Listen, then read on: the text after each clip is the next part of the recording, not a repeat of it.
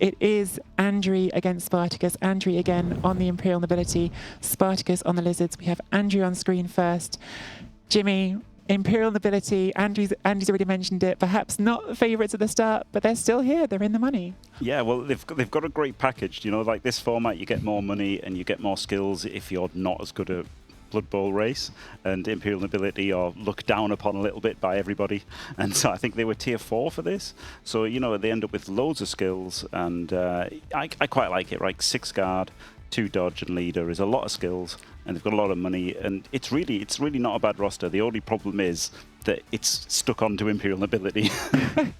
I think the only 2 surprises, if there are surprises in this roster for me, would be that you haven't taken block on the Ogre, and you have taken guard again on the thrower, but I think that's just about maxing out the guard, isn't it, Andy? Yeah, tabletop, I think a lot of the time where tabletop is where the rule set is sort of lifted from, and the block ogre is normally doing quite a lot of work. Andriy needs to play this as though it's a support piece that you try and take out a couple of players with, and then let the rest of the guard and the bludge do some work. So it's a playstyle choice, really, I think. I think the other thing that I just wanted to highlight perhaps for our audience there was that there was no apothecary on that nobility team, so a certain amount of fragility going into this one. Then we come on to Spartacus and the Lizards.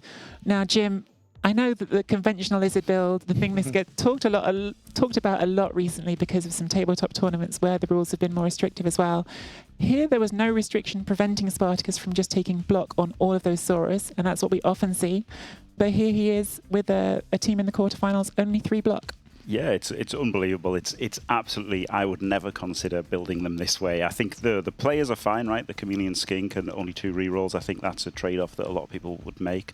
The 12 player, especially with overtime possibly. But yeah, I mean, most people I think would go 6 block.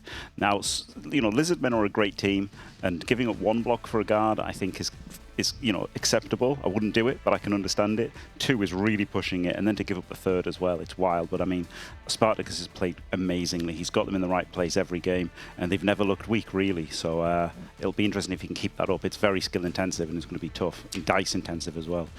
Andy, one of the things that just jumps out to me with this approach, and to explain this as well, because lots of our audience, different levels of experience with these teams and with Blood Bowl in general. But when I look at that roster, I think about the 3 players that don't have block, the 3 strength 4 players don't have block. Yep. And you've only got 2 rerolls on the roster. How does that affect how you play around it? Because there's that risk, isn't there, of rolling a 1 in 9 both down and forcing yourself into a difficult decision about whether to reroll? Yeah, I think he needs to consider how he's going to play, and ideally what you want to try and do is push 2 of the 3 block pieces in with the rest of the Saurus, and then you're looking to either have a free blitz with the block Saurus, or you're going to try and open your turn with those 3 block players and then try and develop the rest of the turn to the point where if it fails, it's okay to then not have to re-roll it. I've just had the word in my ear that the match is ready. We're going to be jumping into that really, really soon. Jim next to me is going to be on the controls, getting that up for us, but super excited for this one. Again, 2 great coaches in Spartacus and Andriy. And Andriy, of course, is the one who runs the Chalice competition in Blood Bowl 3 as well. So a lot of the community, I think, will be familiar with him, not just from how well he plays, but also the community involvement that he has in running those tournaments. So if we're ready, guys, I think we're happy to get into the game. Hello, here we are, yeah. Spartacus has won the toss, chose to receive, and this is it. It's go time. Very exciting. Interesting decision that, I mean, I suppose not surprising, Jimmy, I've been listening to you all tournament saying if you're not sure, offense first. If you are sure, probably still offense first. So yep. Especially a team like Lizards, and perhaps especially against a team that has got some lower armor pieces, I think this is just the obvious choice, right, to take the ball first. Yeah. I mean, I would always receive. Now, funnily enough, I did kick versus Andy, and that was a choice. I mean, I lost that game, funnily enough. but that was a choice where I felt like I had to. Has anyone mentioned yet that Andy and Jimmy played and it didn't go well for Jimmy? Sorry. No. Yeah. Let's talk about it more. Yeah, so, you know, I felt like I had to win in 16 turns, and that was different. But, you know, bash on bash, it's always receive first. Always. Like, and yeah, that's, you know, as you say, like, there's some times when it's right, but do you trust yourself to get it right? I think one thing that I'm fascinated by with these series of 3, how does your mindset at the very start of a series feel? Like, are you feeling more relaxed because you know you've got that possibility of things going wrong later, or are you thinking upper hand psychologically matters? So I went with don't lose your first game, and please don't let this bite me, but I absolutely just don't lose your first game. If you've got the opportunity to win it, sure, go win it. But the best of 3 format gives a little bit of safety net to the whole proceeding, and I really like it. Here we go, the first kickoff of our first quarterfinal. Lizards are quite close to the line here. I don't know if there must be a ball carrier further back, isn't there? I think we're missing one just at the back there. And it looks like the kickoff event was Prayer to Nuffle, which has reduced the movement of the Saurus on the right of the screen. I think that's Greasy Cleats. Yeah. So one guard Saurus is on movement 5 there. Yeah, it's this guard one here. Interestingly, he's benched the Chameleon Skink on offense. Yeah. The Chameleon Skink is good for like 2 or 3 turn drives, right? Or 1 turn drives. In play, it's worse than a normal skink, right? Because it's movement 7 instead of movement 8. So yes, it gives you a chance to catch the kickoff, but realistically, over all the other turns, you just rather it was a skink. So I absolutely endorse benching the Chameleon Skink. It's such a strange piece, the Chameleon Skink, isn't it? Because that on the ball can be really helpful for a team that only has 2 rerolls, can get you those free pickups. But then you're stuck with a ball on a piece that doesn't move as fast. Yes, yeah. Movement 7 is really, really not what you want ball carrier to have when you could have it on a movement 8. But you really want the ball in hand. So yeah, it's an interesting choice. It also means it's slightly got some things on defense, right, with on the ball to counter passing and also shadowing. So there are moments for it on defense, but generally movement 8 is just better for most turns of the game. Talkamada on Twitch, my partner just misheard that as a comedian skink, which I think has a lot of potential, to be honest with you. Makes the pickup, which I think is probably the other big worry at the start of a drive with only 2 rerolls, so close to the line. But worth saying there, I think Spartakus does a really nice job of screening that, so if that pickup fails, it's not a disaster as well. Yeah, he's got to do that, right, with only 2 rerolls. He has to play super conservative at all stages of the game, which is another reason why 3 blocks is a bit dodgy. We didn't get into that part of the build because we were talking about the block and not block decisions. But one of the other things, Andy, is like also, I guess, do you take the 12th player with the Chameleon Skink? Do you take the Apothecary? And do you take the reroll? And I guess you can sort of have 2 out of 3 in that group. Is that correct? Yeah, I think it is. Sorry, I'm still smiling at the Chameleon Skink. I absolutely just want to see it tell little jokes, just sat there. Please, can we have Chameleon Skinks from now on? Chat, I'd love it if we could get some Chameleon Skink jokes. Where's our chat Chameleon Skinks at? How quickly do you think Spartakus needs to make ground here? Because the one thing with Nobility, and I know we talk down Nobility at times, but the one thing about them is they're really hard to move forward against with all that Offend and Stanfern. Yeah. They are a little bit tricky to move forward against, but Lizards don't need to move forward much, right? They've only got to get 3 squares into the opposing half. That's basically guaranteed over the course of the drive, so I don't think Spartacus will be concerned about that much at all. I think he'll just be trying to get some removals. Mm-hmm. And the leader being benched is just because he's got 9 players with skills. So he puts on the 3 skillless players on the LOS, and then he's got all 8 players. He can only field 8 other players. He can't put somebody on the LOS. Like if he could put the ogre on the LOS sometimes, but not versus Lizards. They'll just kill him instantly. I think kill him instantly is definitely a pessimistic view with the armor 10+, but you certainly wouldn't want that to happen, would you, on the first turn of the whole game? I've played Blood Bowl before, trust me. I would die instantly. Instant death. That is the rule, isn't it, when you put anything of value on the line? I'm curious to see how this plays out, because it does look like immediately we've got that wall of bodyguards straight in front. And I guess what happens if you don't remove them? You're saying you think it's no problem to make those squares forward, Jimmy, but I guess my question is how if you don't get those removals? Well, interesting that he blitzed here because this blitz doesn't actually open up the way through to put more pressure on. But again, he's got plenty of turns, so maybe he's going to prioritise punching the ogre first. But even that, he can only one dice at the moment because this Saurus can't realistically get in. So yeah, I would have blitzed the bodyguard here and like pushed more in, but he's got a plan. Can't argue with him. I mean, if he just bases the guarders, like, if he just bases the bodyguards, they can't deal with him either, can they? And he does have plenty of time.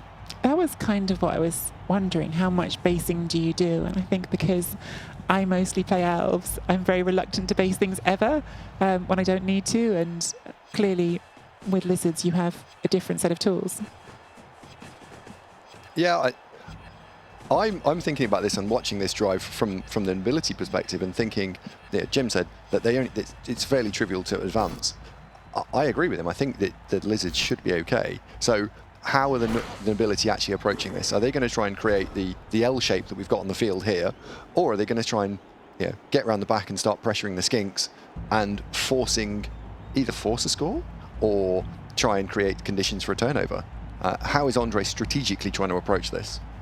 This next turn will tell us, I think. I think he's going to strategically bang things with the ogre. Oh, it's a strategic banging, though, right? Yeah. It's a strategic. Yeah, okay. It's got to be strategic. You can't just do it without strategy, but as long as you put that word in front. Yeah. And this is the thing, as you were alluding to with the ogre, like the other Imperial Nobility teams in the competition, they mostly went with a block ogre. And funnily enough, I made this roster up. I like the maximum guard route, and Dimmy G, who everyone will know from P fame, he preferred the block ogre. And honestly, after seeing them the games, I do think basically they win by banging things out with the ogre. So it's a big difference going from 55% knockdowns to 75, and obviously safer as well. So yeah, I think a block ogre is maybe better. San in chat asks, noob question, what is a Saur with 6 skill? I think you'll be looking at tackle because we have 3 with block, 2 with guard, and 1 with tackle. Yep. The only other symbol there that could be confusing you is the little foot movement, which is just to say that it got the prayer to Nuffle greasy cleat, so it's only got movement 5 for this drive that will end at the end of the drive. And for now, we're seeing lots of elf columns still. Elf columns, again, I realise sometimes we might talk about things, and please chat, do pull us up if you've got questions about anything we say. Elf columns. Andy, you're an elf coach. Why don't you explain elf columns to our audience? Whoa. So elf columns are the idea that you double stack to prevent your opponent being able to walk forward. So even if you knock over the first one in the line, so if we look at the top left-hand corner, right-hand corner, even if you knock over that player, you still can't walk down that column. So he's putting them in little lines of 2, and then the tackle zones are creating dodges. So it's very effective. It's a denial of space type attack. And I guess, to speak to Jimmy's point about this, the problem against lizards is your ball carrier, in the end, if it has to, can still just go past anything on a 3+. Yeah. It's ridiculous. They're so fast, and with stunty as well. You really can't screen effectively against them. Whatever you do, they'll have really good odds to score. So this isn't a way to play the whole drive at all. It's just it's I guess just a way to hold them as much as they can while they're trying to get ogre hits in. So your prediction here is at some point in the next few turns, Andrew's going to have to try and put some more pressure on. Oh, he has to. Yeah. Yes, and if he doesn't, it will go horribly wrong. Because if we look at this blitz here, where we've got the blitz, he's pushed the lineman out of the way. At the moment, that skink could then dodge through 3+3+, and it's through. I'm not saying you want to do that, but it's not that hard with dodge and a team reroll. Yeah. And it's inevitable he'll get into range, right? Already he could be over the halfway line if he wanted to be. So, and it's on turn 3, so he'll definitely be in range on turn 7, unless Andriy, switches to more pressure than cover. There's a lot of reaction in chat to me referring to Andy as an elf coach. A lot of people who seem surprised by that. But Andy has an elf on his emote, so I assume it must be true, right, Jimmy? No. What? Andy is so not an elf coach. He says that he is, but we all know he's a banger. He can't help himself. He likes the violence too much. Andy's pulling faces right now, chat. You can't see, but he is. These are... I suppose this part of the game is the part of the game where it's not as visually dramatic in terms of things that are happening. It's very standoffish, as we've been saying, very cagey. But there is a bit of a subtle jostle for position going on here, and I think things like that bodyguard being stuck between a Saurus and a Croxagore are those the positions that you're looking for as lizards. Andy, as not an elf coach. Wow. Yeah, I mean, ultimately, I think as a defensive coach, if you're just going to play a fairly passive line, although I think we're literally about to see non-passiveness take over, then you're looking to try and position your pieces in such a way that you've got the right things in the right place. So you probably want the bodyguards and the ogre kind of in the middle, then the linemen at the edges, and the blodging players sort of in between those two things. So Andriy's playing around with the construct of where everything is at the moment. Mm-hmm. Well, Spartacus left the tackle Saurus base, didn't he? So, yeah, of course, that immediately makes Andriy think, I have to punch this guy. So then how do I punch him? Oh, there's a Croxagore in the way. Well, I have to punch that as well. And then that's how he's got the 2 dice on the Saurus. Now he's made a choice there, which is not what I would have done, which was, blocks off the push direction. And now, I mean, maybe he wants him to keep him there, but that looks like... You've got to dive in, haven't dangerous. You? Like, now you've done this, you've gone part contact. Part contact is normally terrible. You want to go full contact or no contact. I'd like to have seen Andriy throw everything else in there. Maybe, yeah, maybe. Very risky, though, isn't it? Risky versus lizards so fast. Could you explain that a bit better, Andy, when you talk about full contact or not full contact? What do you mean in terms of... What do you mean by that? Okay, so taking this board state here, if we look at this and say that we now are the lizard coach collectively, the idea is that you're going to try and solve this by knocking over as many players you've got in contact as possible and leaving no hits on the following turn. So some of the players are in contact, partial contact, and some of them aren't. Because the dinosaurs have got 3 Saurus not in contact, they can open with a blitz wherever they like with strength 4. If they were all in contact, full contact, yes, you give away a couple more hits, potentially, but you limit the options of your opponent, and they have to start with skink stuff, and skink stuff is terrible. So, full contact. Skink stuff is terrible, chat. It's true though, right, isn't it? I mean, even if it wasn't, yeah, the idea is, if you're setting them half a problem, they can solve half a problem. And if you're setting them a full problem, it's harder, and that's essentially what it is, regardless of teams or anything, right? Basically all in or all out is where you want to be. All these thoughtful answers, and here I am kicking myself for not coming up with the joke that Torquemada made in chat, don't skink shame. There's our skink comedian when we needed it. Oh. And our first armor break of the whole game, I think, there from the Croxagore on the bodyguard. Yeah, very interesting. I would have expected blitzing the bodyguard on the left here and then trying to push around, but this has left him with 2 Saurus somewhat exposed. I don't think there's a reasonable way to save them apart from, piling in guard and hoping for the best. I guess the Saurus at the front. Oh, yeah, the guard is really awkward there. It could get 2 dice on the one right in front of it, but again, with the stand firm and wrestle, if you don't knock it down, it starts to feel quite flimsy. Spleggy in chat, what do you call a chameleon covered in snow? A blizzard. There we go. It's getting worse. It's only downhill from here, chat. I'm sorry. It's a bee lizard. It started at the bottom, and it's only going downhill.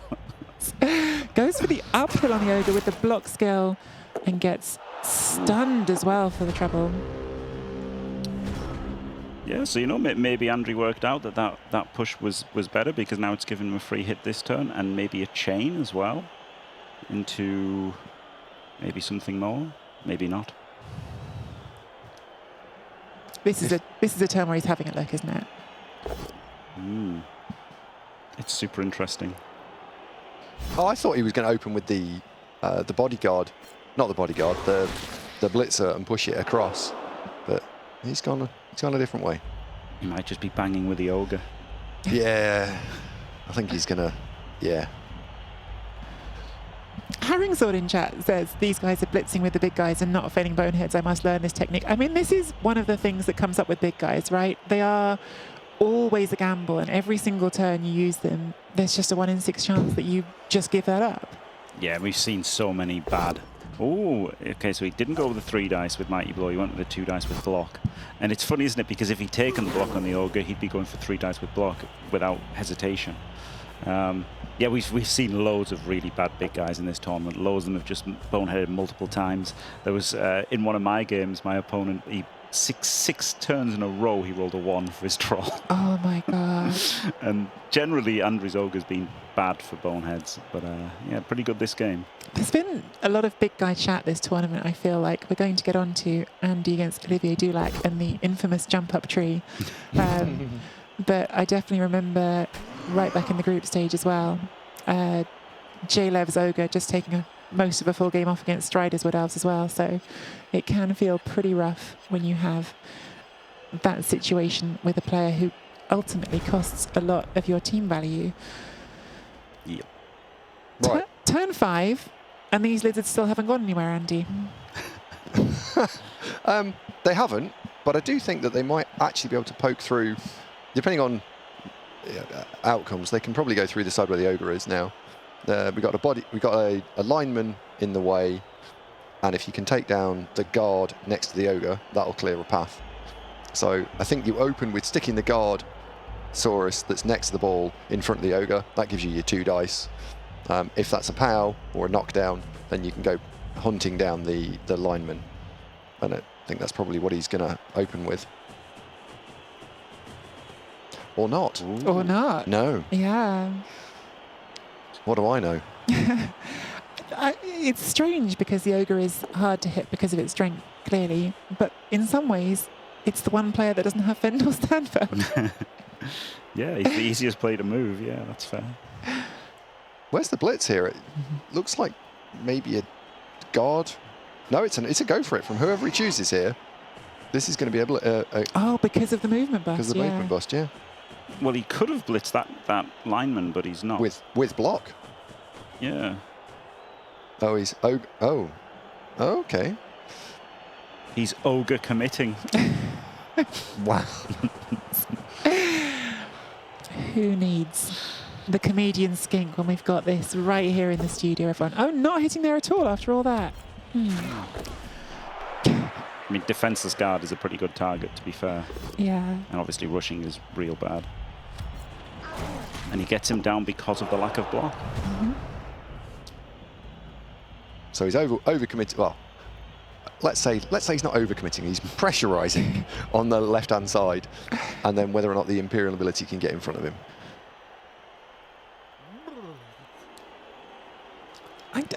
Between the two of them, I feel like you're happier right now if you're Andriy, aren't you? No, because I've got Imperial Nobility. Oh my goodness. Just store all of this up, chat, for when Andriy's in the final and Jimmy is still telling us that Nobility can't do it. Yeah, it hasn't been a great drive for the Lizards. But, you know, anything can change at any moment. They're so fast, they can easily reverse the field here if things happen. I think he might be able to get through. If we look at the 2 dodge pieces, 1, 2, 3. I think he might be able to... Oh, is there a hit on the ball? Yeah, there's 3, 2, 2. There is indeed. Yeah, that's not a screen at the back, is it? No. But how? It's a long way to go, Andy. I think it's not happening now anyway. 1, 2, 3, 4, 5, 6, 7, 8. No, you could get there unless you're double cutting the corner, which you now definitely can't. Yeah, 4-3. You'd have had to 4-3-2. 1, 2, 3, 4, 5, 6, 7. Rush. Oh, okay. You know, 4-3-2-2. I mean, maybe worth it. Question is, will you get better, right? So putting aside our just being mean about nobility for a second, Borbasks asks why take Imperial Nobility instead of human. Jimmy, I know you can give me an answer that isn't just being mean about nobility. No, it's because they get more skills, right? Like that's what tempts people. I thought about using All World Alliance for the Season 2 finals. And that was the same kind of principle, right? They get loads of skills, and you look at the package and you think, well, okay, they've got loads of money, they've got loads of skills. Having 6 guard is good. Having 2 blodgers is good. You know, you've got some strength, you've got some wrestle, you've got some stand firm. Like, that's it, right? But I still think humans are a bit better, honestly, because the speed and the block is really good. But yeah, that's what dazzles people is the package. That, you know, they get all these skills and money, and they're excited by. Oh, one dice skull takes it. oh, that's going to mean top right. Anyone? Yeah. Anyone for the top right? Yes, this is obviously a huge opportunity here.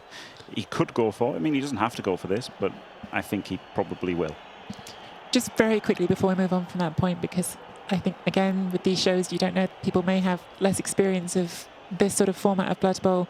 When Jim talks about a package, every team for this tournament, every race in the game was given a tier, and that tier corresponded to a certain amount of cash you had to spend and a certain amount of skills you're allowed to put on the team. So Imperial Nobility, because they are one of the less powerful teams, was in one of the lower tiers and had access to more skills than some other teams did. Oof, huge KO. I might spy a little hole here. Yes. Tiny bit. Would you have thought about that reroll on that skull? Yeah, it's left the hole. Yeah. I think the reroll wasn't necessary if he just moved this blitzer to like here or something, right, covering that. I don't think this blitzer's really doing a whole lot back here, right? Like he's not covering, screening anything. So if this blitzer's up here, then yeah, there's other options. So it's like it is tough. Like I can see why he's got it back there in case something. But this guy's covering this side. I don't know. It's tough, isn't it? You know, if he gets the push, he's pretty happy. It's a hard one to use a reroll on, but a hard one to not make as well.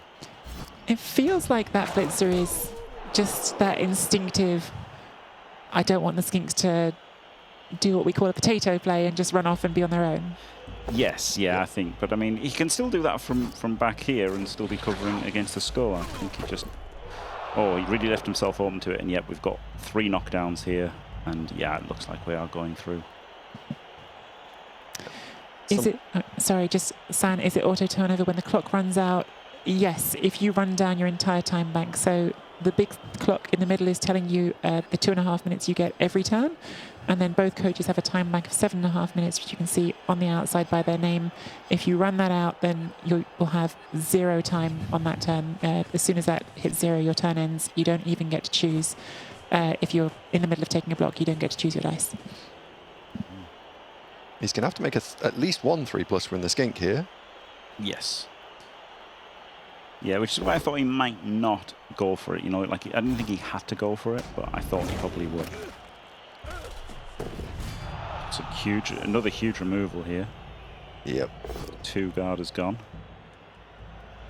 Pal, so now he doesn't have to make any dodges. And then you follow to tag the ogre, because now we're into the phase of tag stuff, and it'll all be fine. Yeah, it was a big power from the Crocs, wasn't it? He had to power that. Huge 55% play there. If he doesn't get the pow, he can't. You know, I mean, he could still 1-dice the ogre, but he would have still had to make 1 dodge, wouldn't he? But as it is, he gets through with 0 dodges. Dodge only fails 1 in 9 times, but you still never like doing that.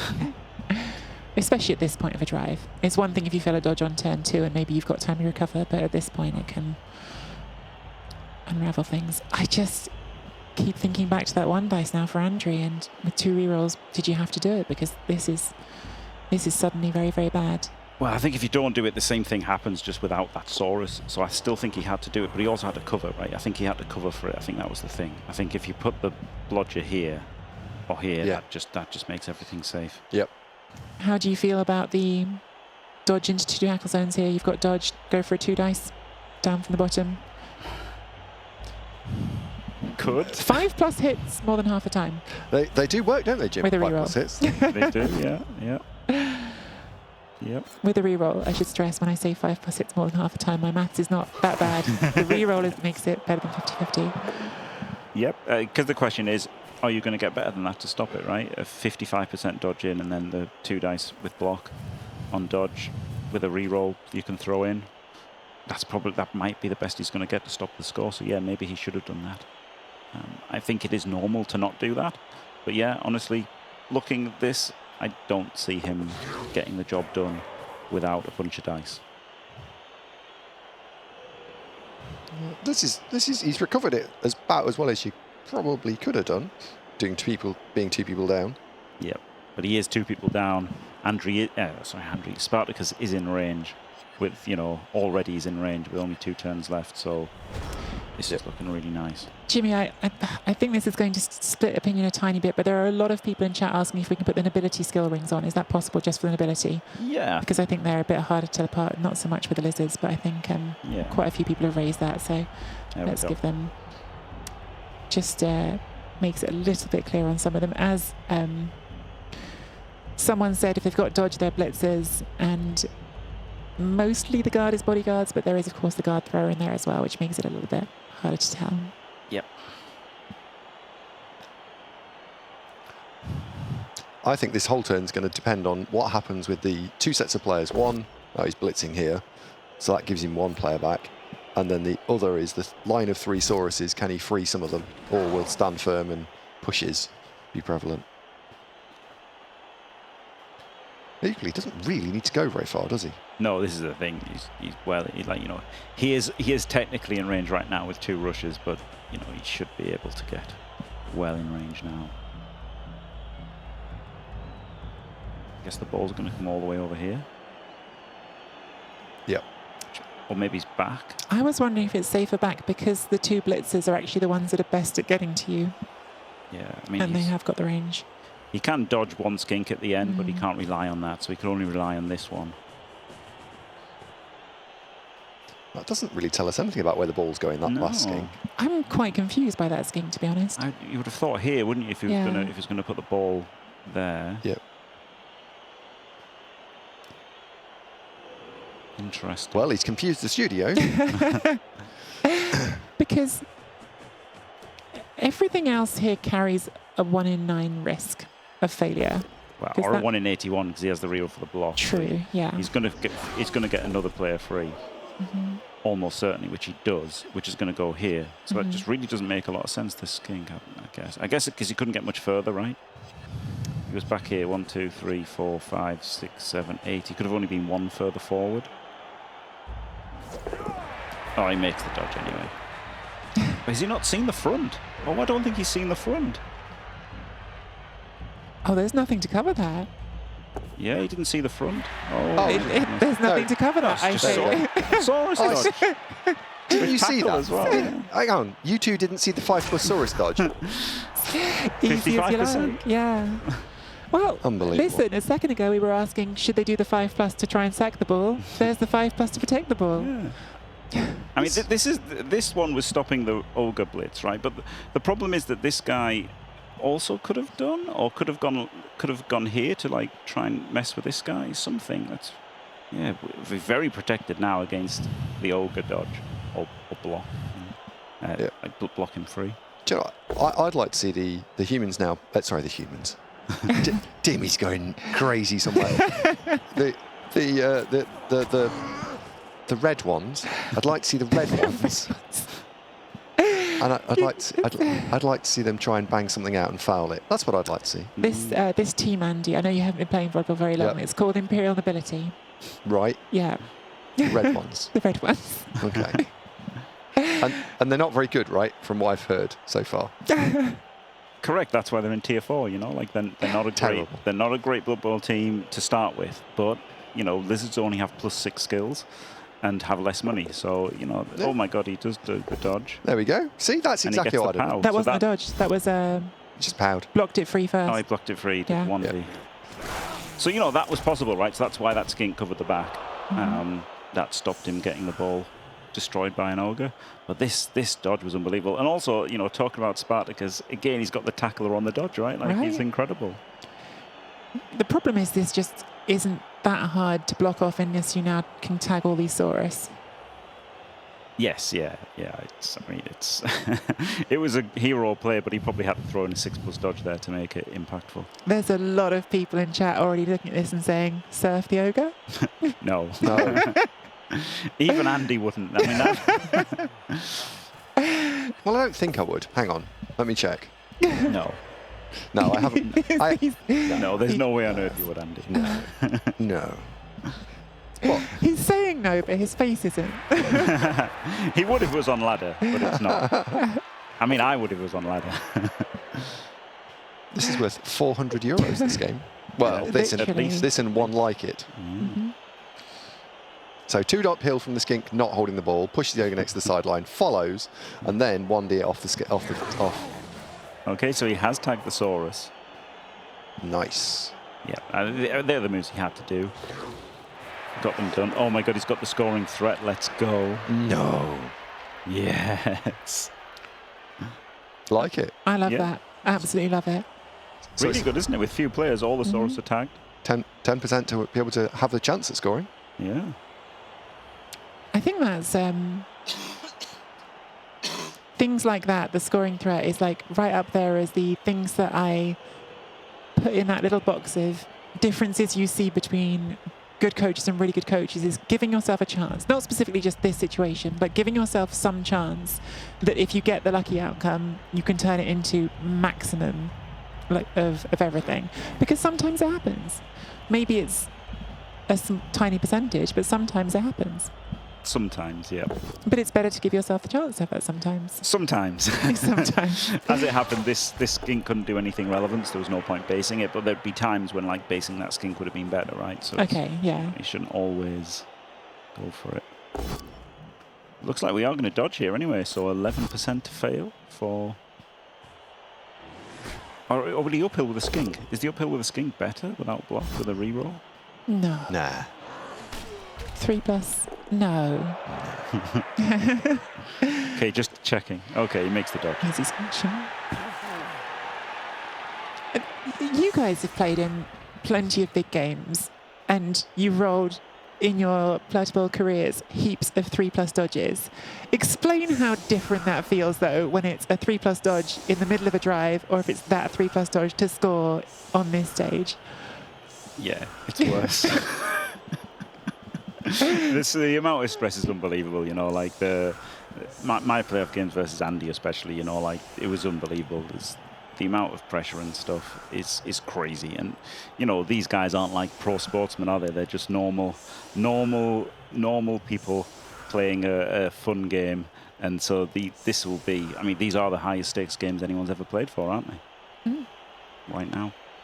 Quite literally the first Blood Bowl 3 World Championship and the first game of the quarterfinals that you are watching right now with us in this stream.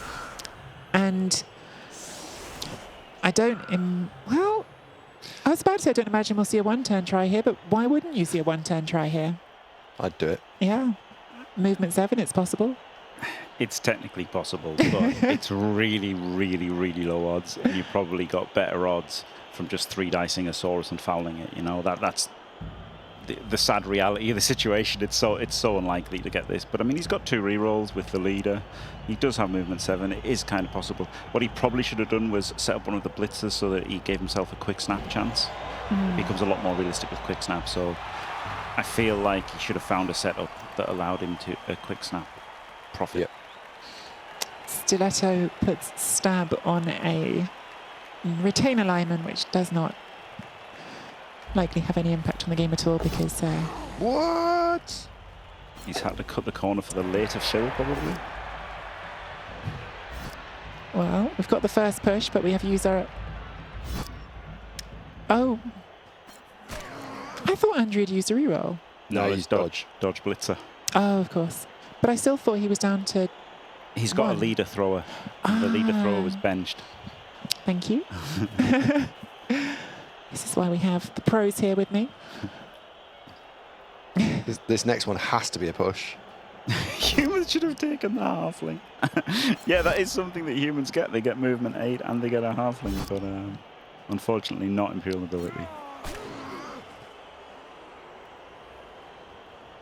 So he's found 2 of the 4 pushes he needs.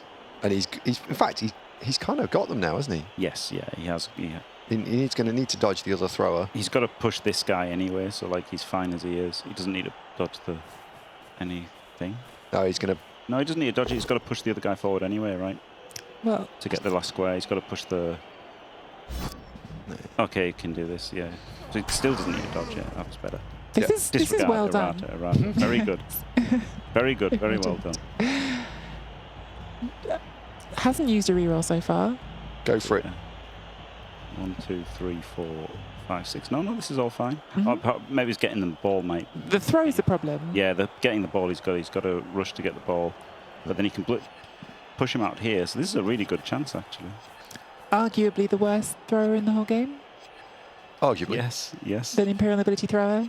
I think it's the Chaos Renegades, right? Because he's got animosity as well. Oh God, I forgot Chaos Renegade have animosity on top. Oh. Well, what? Why? I'm so confused about that. Oh. This ensures that he's not got anyone touching him. Okay, yeah, that's true. But it added a dodge. Maybe just didn't see the easy way to do it. Because I would have taken the risk. But I mean, this does ensure. Whoa. Perfect outcome. You've KO'd a Blockosaurus. Might Apple this. Yeah, I think you would. Because I'm with you both. there's only going to be one other drive after this, probably. Mm-hmm. So it's 50-50 to not get that player back. Doesn't Apple it. So I've got a question for you here. If you do the throw from where you are right now, there's an intercept chance on the Saurus. Would you take the block with the Ogre to try to avoid that? Yes. Yeah. Oh. No. Because it's better. Makes it with the loner reroll. And he probably should have started with that. That's an KOs Apo. it. That's got to be the Apo. Yeah, the second one has to, yeah. That is a huge 4+ reroll on the loner there. Incredible play. He should have started with that, right? Because that would have cut off the dodge that he had to do with the blitzer. Yeah. Doesn't make the pickup. No sure hands at the first anyway. Diced. Two KOs, if they stay out, really just sort of cement this as a 1-1 first game. They've instantly come back. They came back as you were talking, Andy. Well, but it's not quick grind cement, that's the problem. It's that slow stuff. That was a really surprising decision not to Apo either of those. Yeah, well, he knew they were going to come back. Easy when you know you're going to roll double fives, isn't it? Wow.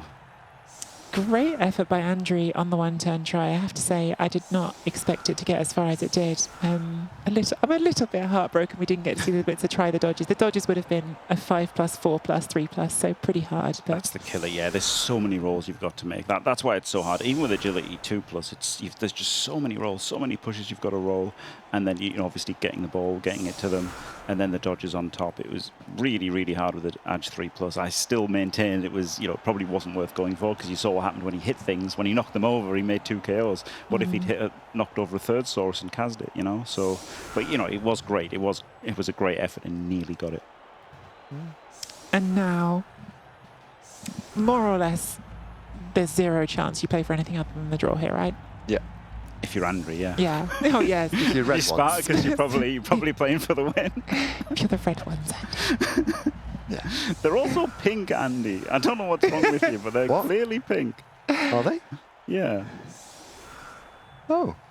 If you look in the corner there, it's very clearly pink. Oh, yeah. Oh.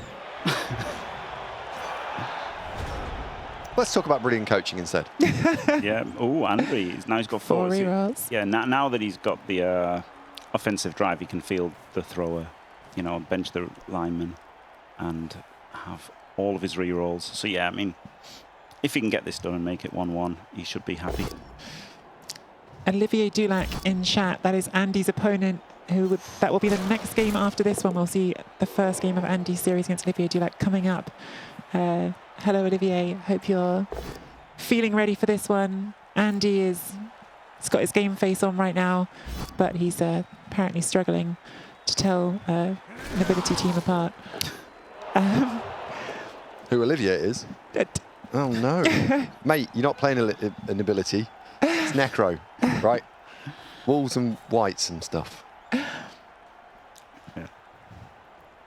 The nice thing for the Nobility here is there's basically 0 chance for 1 turn back if they do score on turn 16, right? Yeah. Yes, they are the perfect counter to a team like this. Skaven can still score because Skaven have the Juggernaut, Rat Ogre, generally. But, there's none of those left.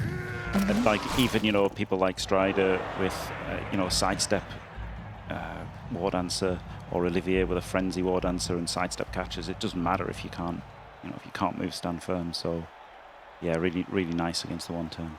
You just touched on something there, Jim, which we didn't talk about when we looked at the draw, and maybe we should have done. The race breakdown of, that's a big pickup, of what's left in this tournament. Lizards, I remember you saying at the beginning of the tournament you thought they were very strong. There's at least one Lizard team here. Yep. But as you just said, no Skaven left. Is that one of the surprises for you, no Skaven at this point in the tournament? Yes and no. First of all, I would have expected Olivier to have Skaven, so I was shocked that he didn't. And secondly, they got unlucky with their draws. I don't think they're particularly favoured against Dark Elves. In fact, I'd say Dark Elves were a narrow favourite versus Skaven. And then the other Skaven got Diomed, which is basically a death sentence for them. So, yeah, Diomed with Necro, bad news for Skaven. I should have this list right in front of me. So we have 2 Necro teams, we have 2 Wood Elf teams, we have 1 Nobility, we have 1 Lizard, we have 1 Orc, and the last one I'm missing is... Dark Elves? Dark Elves, of course, yeah. So, if we don't see a large amount of pushing from the pink ones, then we are going to see a 1-1 draw. Or that's what we're going to be playing for. 0-0, 1-0 or 0-0. What? Sorry. A draw or a win? Yeah, thanks John Madden. Hey, look, this is why I came for the insightful commentary. I'm fulfilling my part. But yes, I mean, it's important that Spartacus just needs to stop here, right? He doesn't need a counter score. That doesn't, winning 2-0 makes no difference. There's no touchdown difference or anything. It's purely on the results.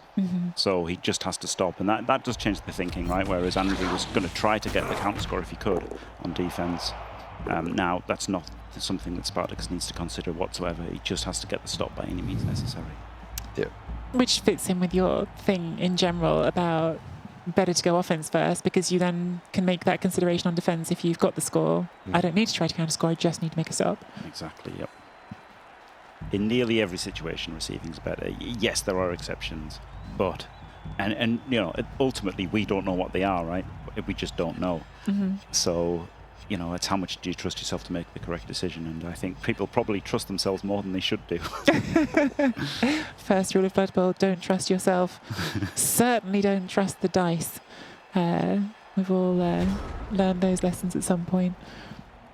Big stun on the Ogre. That's going to slow down the drive for the Nobility, and unlike the Lizards, they perhaps can't afford to camp on their side of the half. No, they need it. They need every square they can get, because while, Nobility are hard to move because they've got wrestle and stand firm and defend, Lizardmen are hard to move because they're all strength 4 and strength 5, so it's really hard to get any headway. Now Andriy does have loads of guard, so he can, spam in there, loads of guard.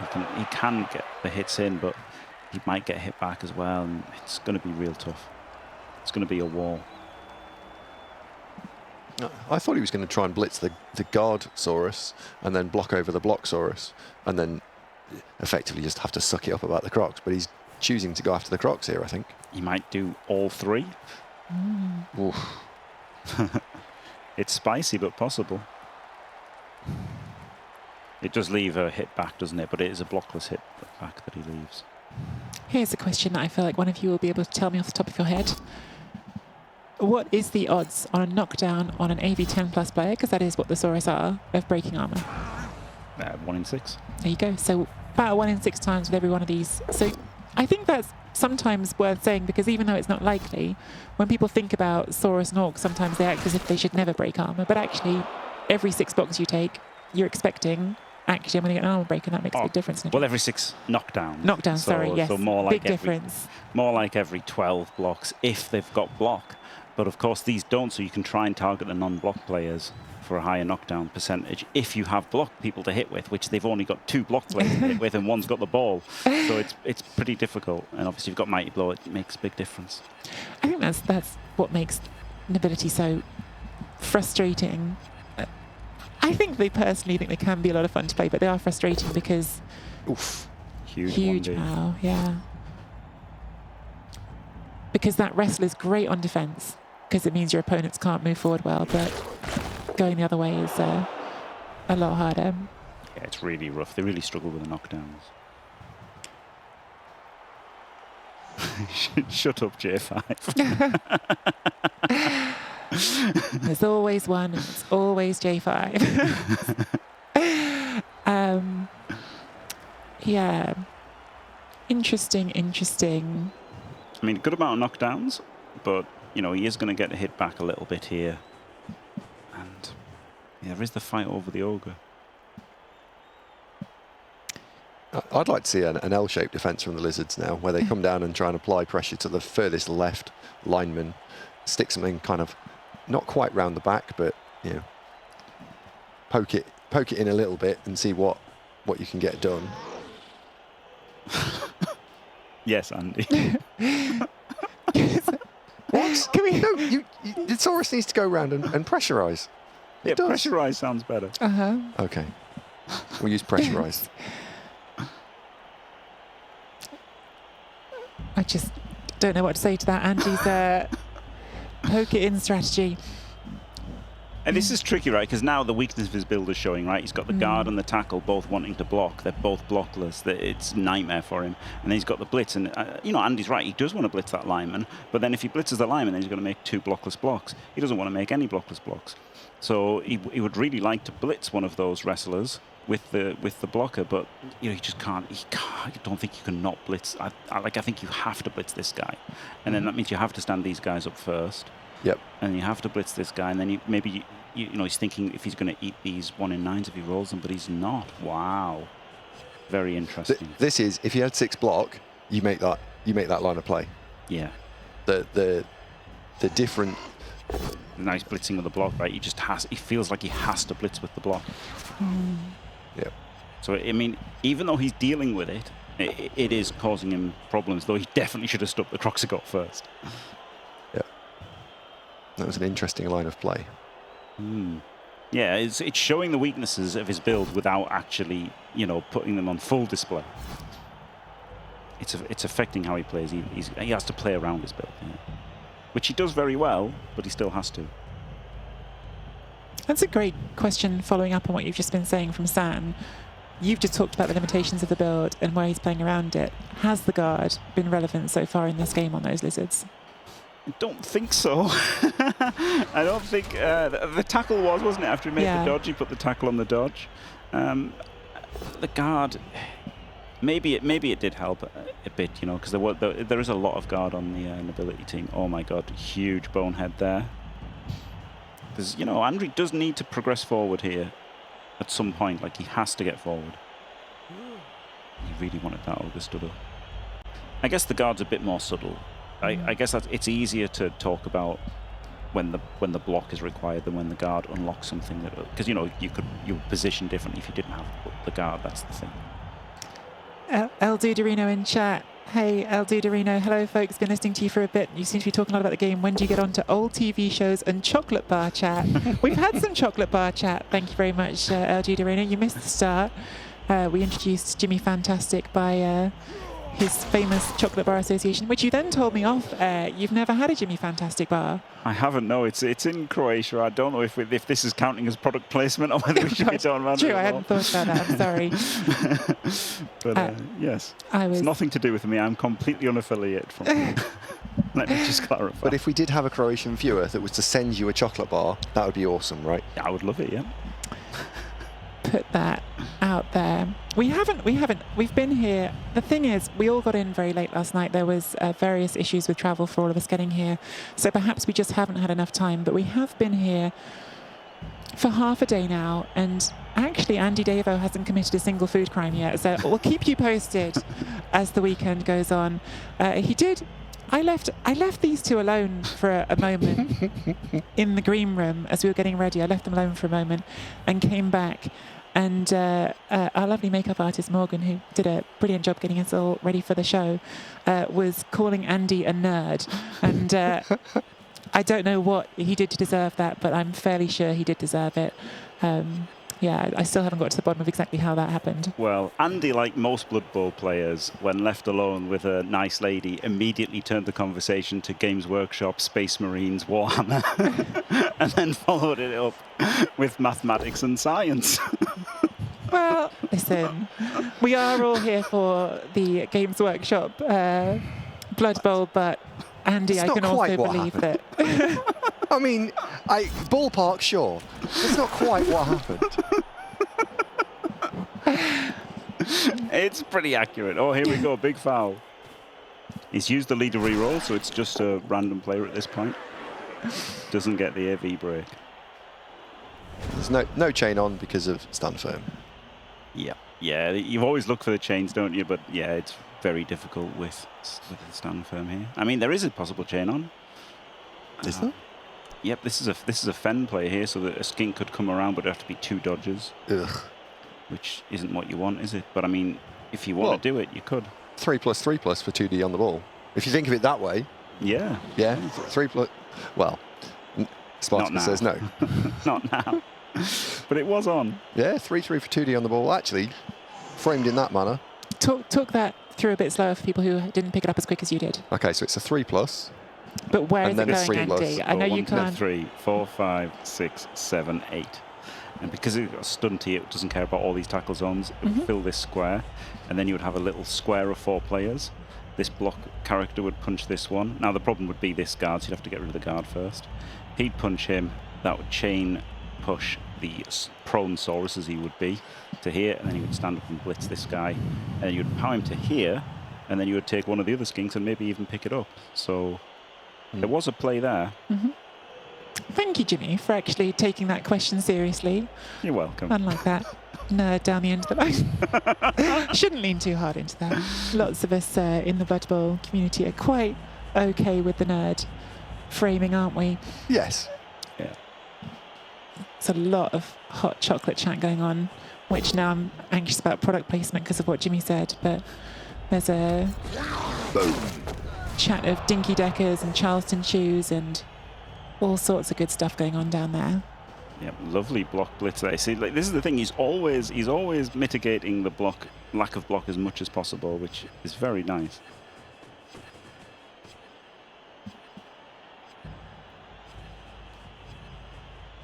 And a removal just there as well, which is only making this look rougher and rougher for the nobility as they try to find a way forward.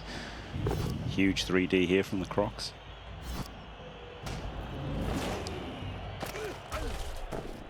It's a stun. Yeah, this looks rough, doesn't it? Their position is collapsing, and this is why. Like, this is the counter argument to the 3+3+ for 2D on the ball, because look how much trouble they've put them in. Very low risk. This is a very tough nut to crack for Andriy. Yeah.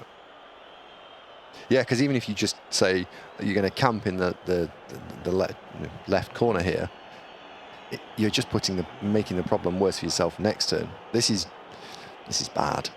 Yeah. And now actually the guard is doing a thing here, right? He could block him with these 2 assists, but he can't because of the guard there. So, you know, he could 1D him with this guard, except the guard stopping that. So the 2 guards are doing something here right now. So are we looking at the new meta build here, 4 and 2? I mean, maybe. The big problem with it is it being like kind of dice intensive and skill intensive, right? Because you can't always position perfectly. Like, you know, the dice will say somebody's KO'd or something. That's going to put a lot more pressure on you if you're down at 2 block, right? Like, if one of your block players goes, it's really hard to survive on only 2 block. So maybe you should have gone with 4 block and no tackle, right? So that you'd have a bit more, you know, redundancy there. And also, yeah, you're not going to position perfectly through the entire tournament, definitely not. And it's harder to, right? Like, it's a lot easier to play a bunch of games with like a bash team, like a mindless bash team, like Undead or something, or Necro, Orcs, than it is to play, like, you know, with stuff like Wood Elves, where you've got loads of options every turn. Like, that is more mentally draining. So interesting on that front. Ogre finally wants to participate again, and it's stuck on a skink, which is just about the worst place you want your ogre to be when you're trying to use it in your offense. Yep. Yep, we're getting to the crunch time, turn 12. And, okay, he can get the 3 dice at next turn if he doesn't go stupid, but then how's it going to help his team? So there we go. We make this a 1D because of the guard. So I think this is a follow. He thinks not. Klex wants to know why the comedian skink is still out. Oh, Instant. Oh, boy. 181. Oh boy. Comedian Skink is standing there laughing. Yeah, top left. The comedian skink, I would think in this build is most helpful on the short drives, and there hasn't been a short drive yet. Yeah. It's the very short version. Yeah, that's it. It's reserved for like 1 turn, 2 turn, and 3 turn drives essentially. And Because maybe versus like Wood Elves and stuff where you just need the ball in hand as soon as possible, like when you absolutely need to have it. And Yeah. again, the reason for that, just in case anyone doesn't know, Comedian Skink has 3+ passing, which you don't ever want to be planning for, but if you're doing a short drive, sometimes it's what you need to do. And on the ball, the biggest part being on the ball, you can just catch the ball. You don't have to roll a pickup. You can't fail the pickup. Like, it gives you an extra chance to not have to deal with a pickup. And the pickup fail is a huge single point of failure on a drive versus like Wood Elves, etc. When he does a 2 dice block here, I might have been tempted to make that a 3 dice block. He tried. He didn't get the guard down in front of the Crocs. Yep. Oh yeah. Okay. Yeah. He could have blocked with the Crocs, right? Yeah, he went for the Blocksaurus first, and then he chose not to activate the Crocs. I really think it's worth it. I think you want to go for the 3 dice on it. I really do. What do we go for now? Dodge the last skink to get 2 dice that way on? I think he's got a Saurus. rush, hasn't he? Saurus, yeah. Oh, the Saurus can reach. Oh, you're right. Yeah, then. just double rush. Just casually. Yeah, Can we make it a 3 dice? No, this is 2. No. And it has got blodge, so instant ball power? has got blodge, so ignore that thought completely. Yeah, it's still 30% to knock him over. It's not invincibility by any means. It's in a tackle zone. Maybe. 2 chances to deal with it.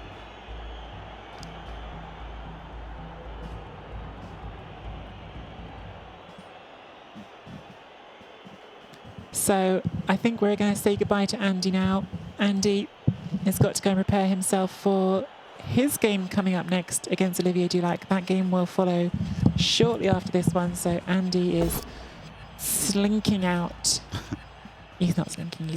He's had full permission. Oh my God! It's a quad spell. It's another one. It's another one in 81. We just had one. We've got another one, and now maybe it's not over. 3 knobs. Don't worry, guys. We will show you all of Andy's games. All of Andy's games against Olivier are going to be fully streamed. Good luck, Andy. Yep. Good luck, Andy. Stuff. But wow, that was. I mean, of course, because it doesn't have block, it would have failed on 181. But that was quad skulls. Wasn't it? Oh, sorry. Did I see it wrong? I thought one was a both down. You might be right. Oh, you are right. Yeah. So again, block would have removed the tackle zone. There you go. So in fact, in like 2 turns there, we saw this is how the guard is useful, and you highlighted it, and then we saw actually block's quite good. Yes, block is really good, and like all you guys are strength 4 all the time, so I really do value the block. Yeah. I wonder if like the guard, while it's helpful here because they have got a lot of guard and ability, is that more about the orc matchup maybe than the nobility matchup, or I don't know, you tell me. I think it's maybe about the Wood Elf matchup. I think. Oh, okay. Yeah, you've got guards next to the skink, guard on each cage corner, make it a 1 dice. And you'd obviously pack it as much as you can as well with protection, but I think he's probably thinking, try and just, and it's Skaven as well, right? Try and make it uphill versus Skaven and a 1D versus. All these ball sacking teams that can get in there and hit the ball inside a cage, yeah. Yeah.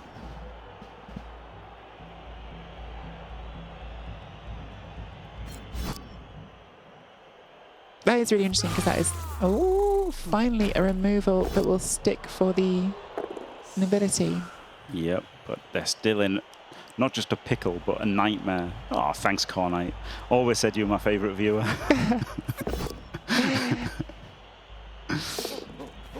Fails the pickup. Did put the reroll in. Fails the catch. Oh. It's in a tackle zone. It's not what they wanted, is it, though? Because that can get hit again. Instantly, in fact. Yeah, no dice at all. You had to go for the pickup there, didn't you? You couldn't leave it, so. Yeah, you can't. Yeah. It's really tough. Like, he's in such a bad situation, right? He's got these guys all tied up, fighting. He's got 4 in the backfield, 3 in the backfield versus 4 in the backfield, potentially 5. And you know, they're all faster than him basically, and stronger, and it's just horrible. It's just so horrible.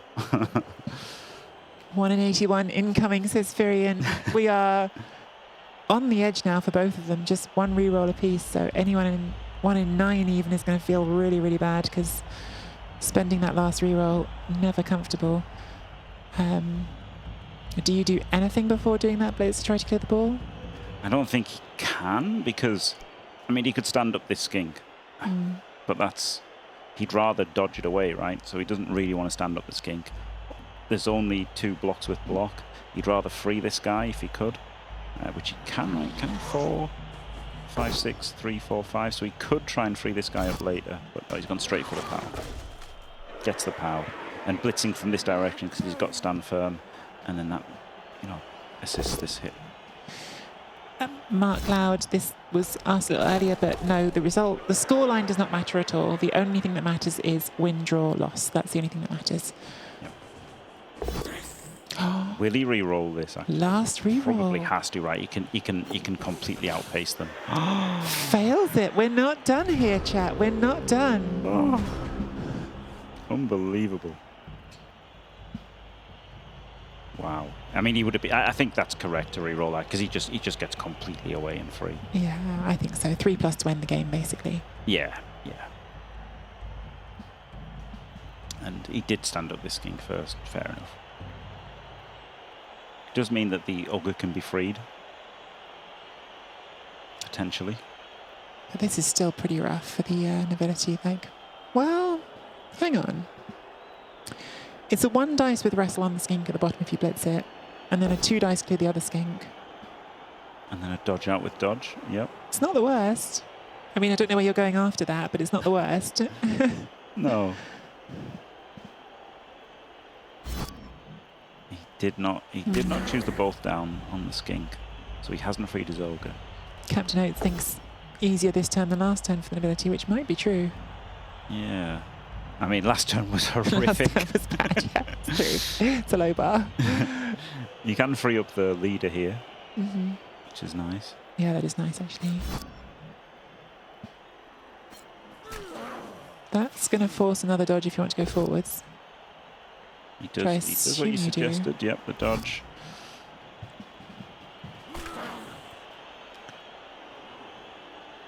A lot of 3s. We were talking in the first half about stressful 3s, some stressful 3+ here for the nobility. Yeah, he's going to try and do some hits first.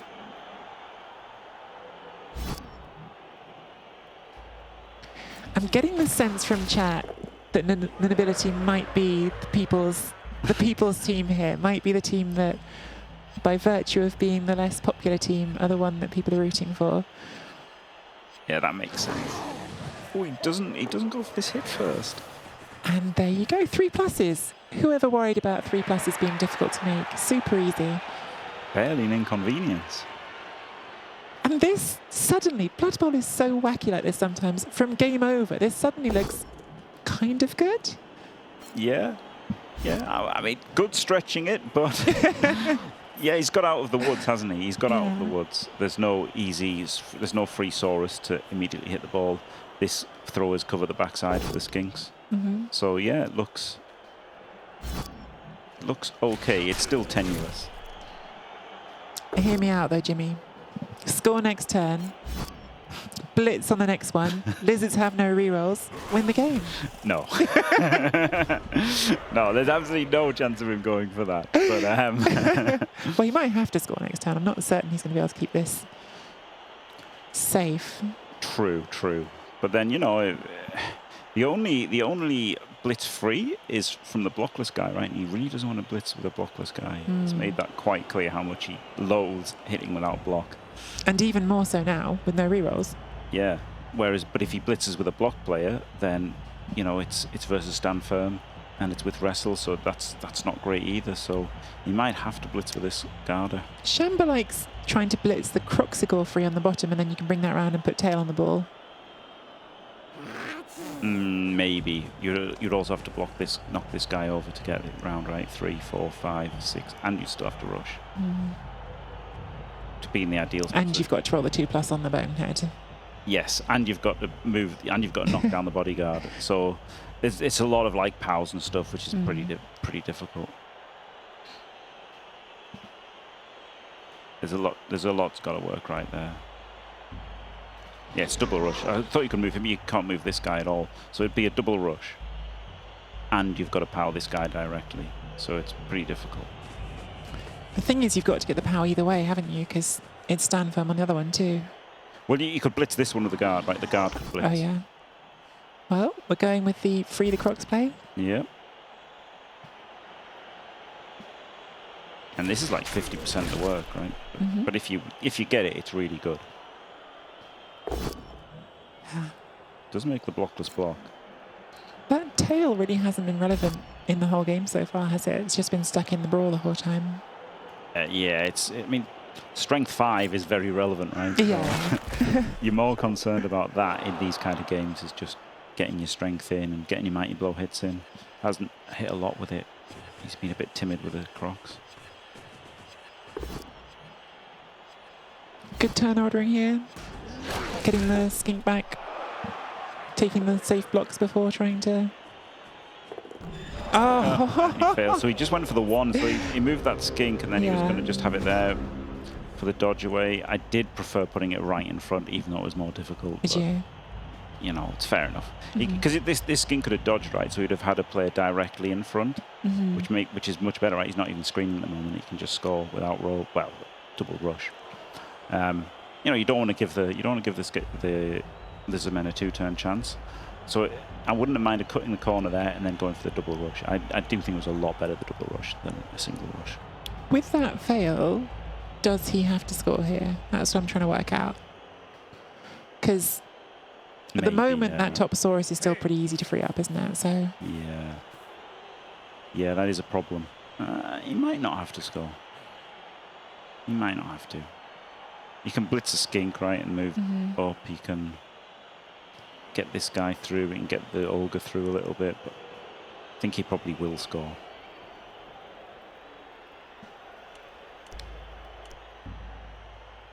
Tense moments, chat. Tense moments. First game of the quarterfinals is delivering on drama for sure. Let's keep this up for the whole knockout. Well, we're into knockouts, but for the whole finals phase of the tournament. I think this is one of those really interesting turns from the point of view of the math side of it, which I'm often less good at, I think. But where if you don't score here, you're taking a risk. But are you calculating the risk of not scoring as being less than the risk of the 2-turn? Exactly. Yes. That is the calculation that you need to be estimating. I mean, obviously, you can only estimate this. You have no idea what the chance of them scoring is. There's no like data in Blood Bowl at all, you know. And it would be interesting to see, those kind of sports metrics in Blood Bowl.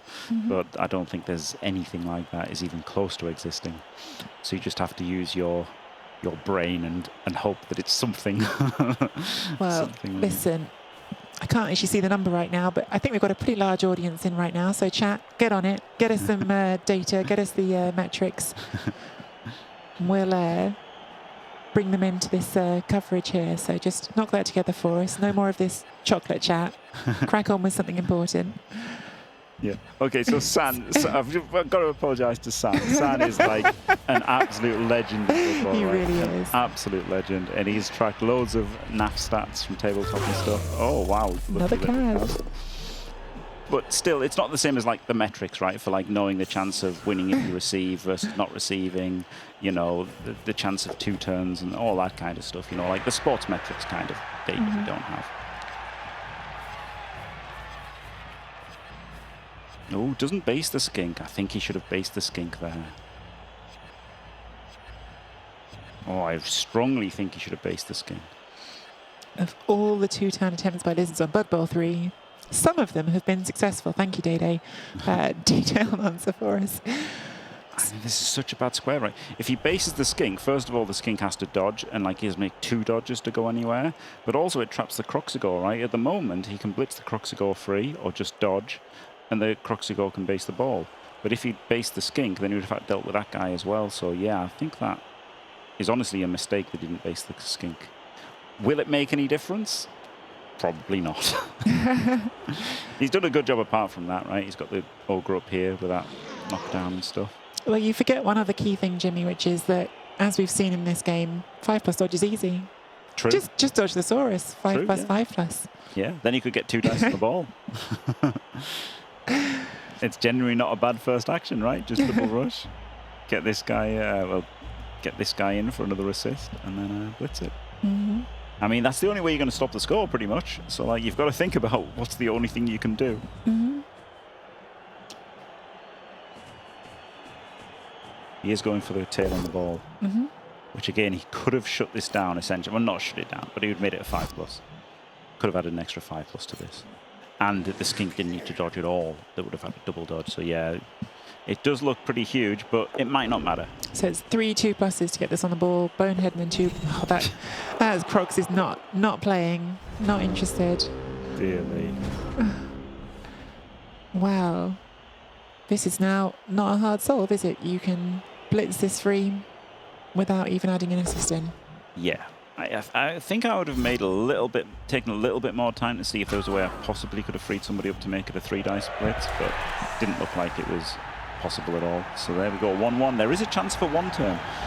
No, there's not. There would normally would be a great chance. There would normally be a chance for 1 turn, and honestly, Spartacus has been great at making 1 turns in this tournament. That's what I wanted to say. That's what I was setting up. Spartacus's 1 turns have been on point. He's been fantastic at them, but you can't push stand firm without Juggernaut. So unless Andriy messes up by setting up, something that can be chained into something, some kind of crazy way, which I don't think it can be, honestly. So yeah, it's a lot of words, chat. A lot of words from Jimmy just to say nobility, overpowered, frankly, overpowered. You could say it, knobs OP. You could say that. Not the comedian skink is finally on the pitch, chat. The comedian skink is coming on to deliver their set, finish off the game. And yes, Justicium, Olivier Dulac's game against Andy, game number 1 is right after this one. I say it right after. I'm sure we'll have a quick look at their rosters and prep you for it, but that is the next game coming after this one. Yeah, and there is a chance of a timeout, yeah. So Andriy set up against the timeout here as well, right? I'm sure his topical jokes will be on the ball. I see what you did there. I see what you did there, Squiggy McSquig.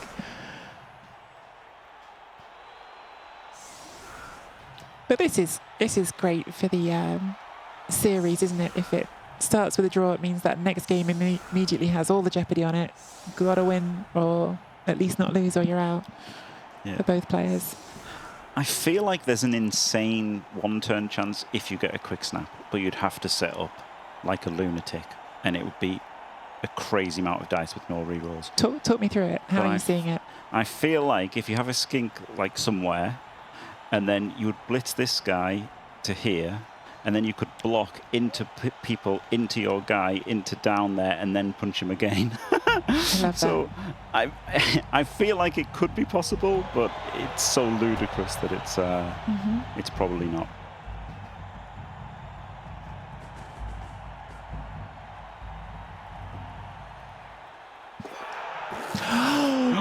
No.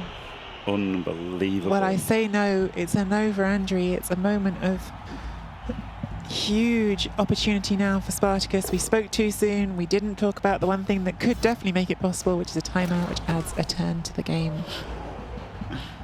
Yeah, thanks, Jilly. I was thinking that you would need about 30 players, but it could probably be possible.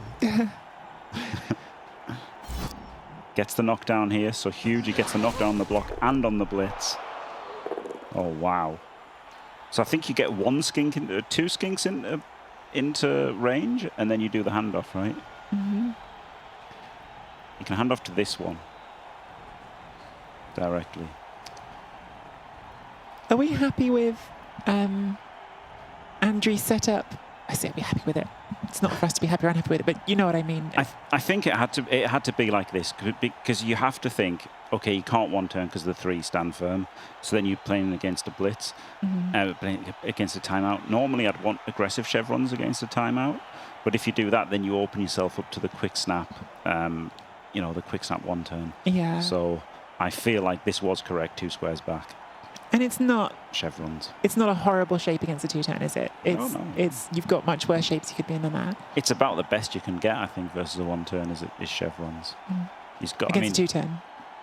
Yeah. You said against a 1-turn. Oh, I meant 2-turn. Yeah. It's like, I think it's the best defense there is against a 2-turn. Yeah. I really do. And, I guess you could argue for him having... No, he's got the stronger players on the outside, right? So he's got the guards on the inside, and he's got stand firm and strength 5 on the outside. So he's made the outsides as strong as possible, the inside as strong as possible. About as good as he could do.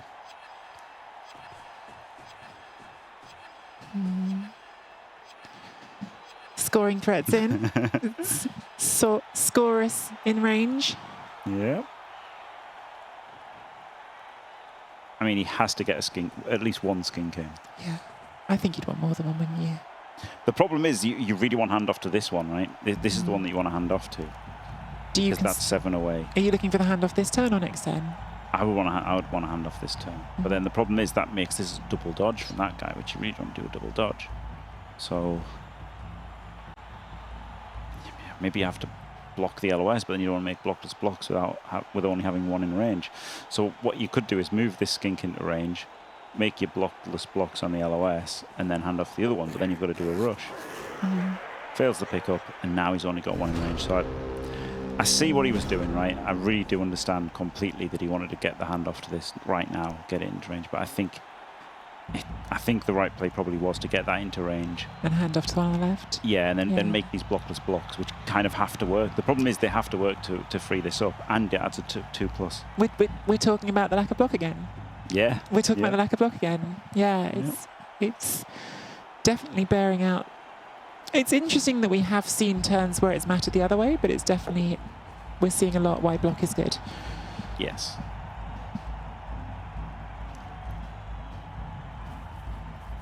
You could take the first one and then the second one, and then you could hit with the third one. So the guard wasn't really helping him on the LOS. Yeah, that was responding, I guess, to Jock in chat saying without guard couldn't take them. Yeah, could have done. But now this is a pretty straightforward decision. You want to 3-dice that skink and yes, hope it falls over. There's technically you can score with a Saurus, right? Both Saurus are technically scoring. What is up with this game? Okay, he's got it.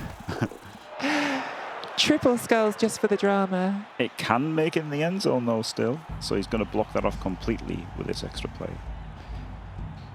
Or fouling. Maybe both. It's not over. Yeah, he's fouling him. So if he doesn't break and get sent off, this is weaker than just standing there. So maybe he should have just stood there. The problem is if he just stands there, then, you could block this guy and then you would have a way out. So it's going to be possible to score this turn. It's going to be very, very unlikely. Incredibly unlikely, yeah. He's going to have to knock down somebody here, jump over the dead body or dodge through. He's going to have to hand off to a skink and then throw it with one skink to the one in the end zone. But it's perfectly possible. Just roll 6s, chat. It's all we need. It's not what Andriy needs, actually. It's only specifically what Spartakus needs, or any of you who are cheering for Spartakus. But 6 is always the answer. Given it's those dice, I mean, I don't know. I was just thinking to myself, is it maybe just genuinely about the same odds just to try to dodge the Saurus off the left side and chuck it to them? But I don't know. No. Okay. There's your answer, chat. I mean, honestly, yeah, maybe. Because he catches on a 5+, and if you power the ogre and then chain him away, But you've still got to dodge with the Saurus as well, which is really rough. Yeah. You could chain the Croxigore forward. That might be the best way. Chain the Crocs forward. Crocs' score to end this game would be the peak ending for this game. That might be the best. That might be the best way to score. Crocs, it genuinely might be.